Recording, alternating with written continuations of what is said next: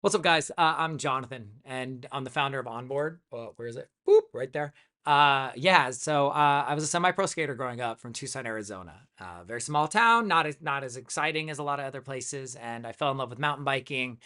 And I was like 8 years old, and then I fell in love with rollerblading. And then I fell in love with skateboarding, and then I fell in love with snowboarding. And then I moved to Los Angeles, and I fell in love with surfing. And pretty much just action sports in general have always been amazing for me. I'm super ADHD, and so they gave me a way to like focus. And the faster I went, the more calm and the clearer the world became. So let's just say like I am a huge fan of action sports. And something that happened to me was I went into software engineering and I got really interested in this idea of building like a peer-to-peer marketplace for action sports equipment where you could buy, rent, and sell from anywhere in the world. And it gave you access to equipment so you never had to travel with your equipment again, unless, let's say, you are a pro and you have your magic stick and you're dialed in. But for those of us who maybe aren't at that level, we could find somebody who has incredible equipment, rent from them, find culture and excitement within the places that we go around the world or in the States or wherever you are, and then build a crew when you landed in these places. And I got introduced to crypto, really like introduced to it. I'd been seeing it for a long time, but really dove into it probably 2017, early 2018. Great time, right? But I fell in love with it, and then I learned the technology, and I learned what was possible and what it was doing for the world, and what it wasn't doing yet that it could do. And so Onboard became this application we were building. But I fell in love with the idea of like, what could we do with smart art, NFTs? What could we do with collections that give people access to communities in a different way? But what really excited me was the idea of the decentralized system. But more importantly, the fact that my theory in life has always been there's two things in action sports that always meant something to me. The first one was the next iteration of action sports athletes, and the way that we're going to change the game is through diversity, like diverse athletes from around the world, and women. Women are going to progress in ways we have never imagined, and their brains are going to function in ways that we're going to be like, holy wow, I never thought about doing that trick that way or from that angle or whatever it may be.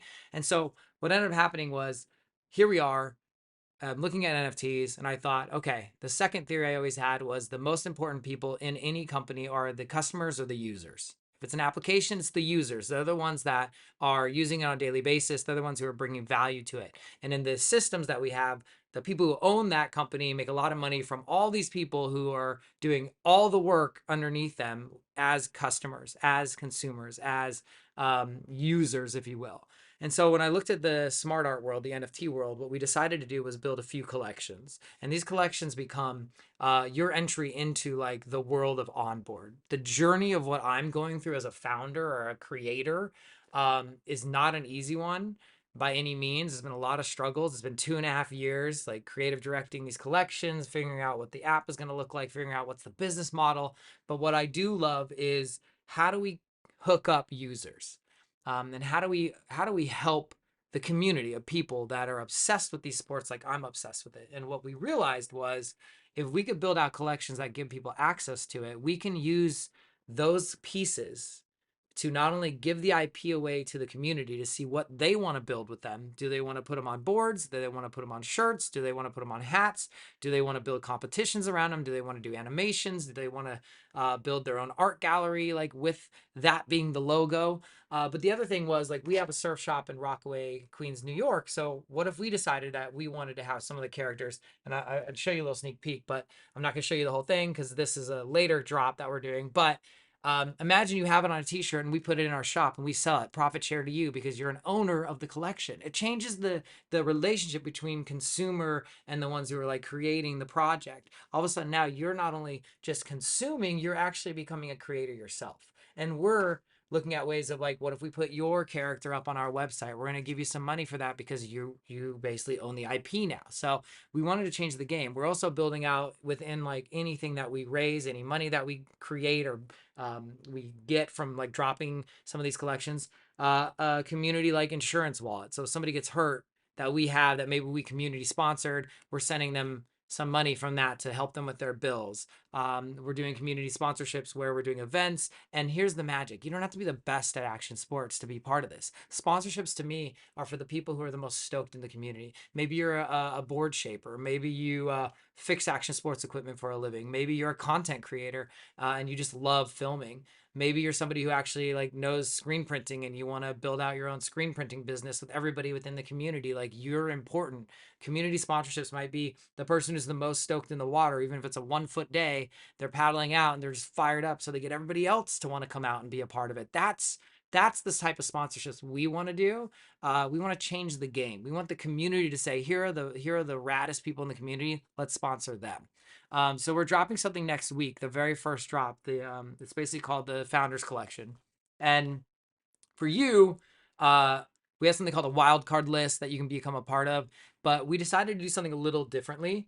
We're gonna do a bunch of social media drops, some very cool art that we created, and using that art, we're gonna give you guys ways of actually becoming a part of what we're dropping next week, to be able to get early access. But it's not about FOMO. It's just about like the support you want to give, because when you become a part of this, it becomes your project as well. But the other part of it that's so interesting, and so powerful to me, is it should be a game. This is a game. We're building a business, yes, or we're creating a project, but um, being a degen and being in Web3 and being a collector or being an artist or what, it's a game. It should be fun. It should be a journey. So we're turning things and we're gamifying it where it's going to be fun. You're going to figure things out. There are clues everywhere. There's a clue in this room right now in my background that would tell you something that would help you solve things in the future for what we're doing.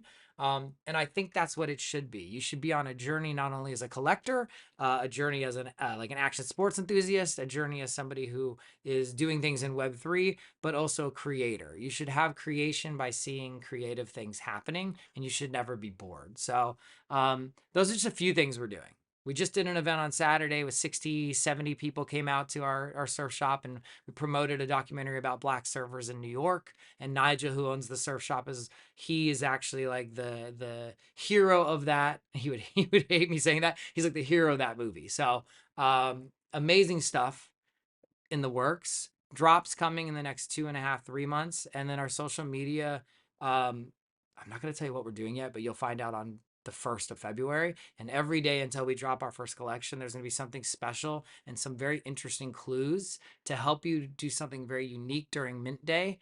That it should just be fun, guys. You should have a blast doing this. And that's the whole vibe we want to create, is like, surfing is fun. Skating is fun. It's frustrating when you're falling, but once you get up and you learn it, woo, it's like the best thing in the world. So that's what we're doing with everything we're like working on right now.